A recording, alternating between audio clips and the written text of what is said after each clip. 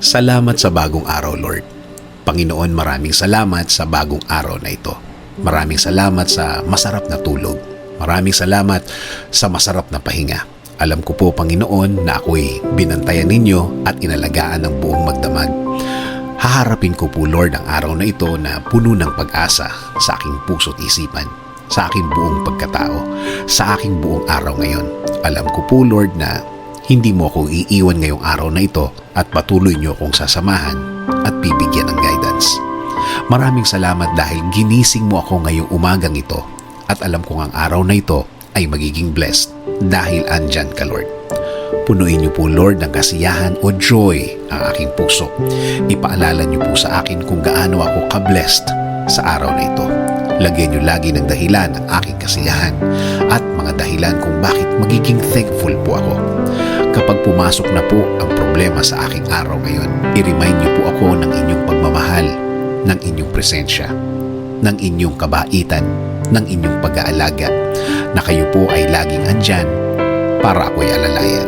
Kapag ako ay nanghihina, ipaalala niyo po sa akin na lagi po kayong andyan para ako'y tulungan, para ako'y alalayan, para ako'y alisin sa isang problemadong sitwasyon.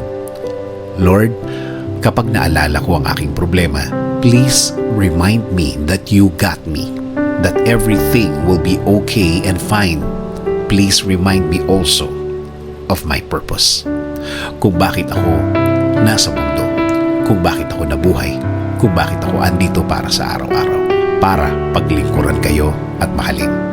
Kasama na ang mga nagmamahal sa akin at nagpapahalaga na kayo pa din ang dapat masunod sa aming buhay. Naniniwala kami sa inyong plano na lahat-lahat na gusto niyong gawin sa amin ay makakabuti sa amin, na ang lahat ng plano ninyo ay makakabuti sa aking kinabukasan at kinabukasan ng aking pamilya.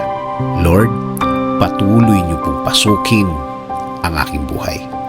Isinusuko ko na po sa inyo ang aking araw-araw, ang aking mga gagawin at aking mga plano. Patuloy niyo kaming bigyan ng guidance sa araw na ito at sa mga susunod.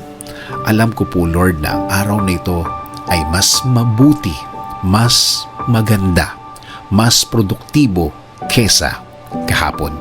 Dahil ang lahat ay magbabago kapag kasama ka namin, Lord. In Jesus' name we pray. Amen.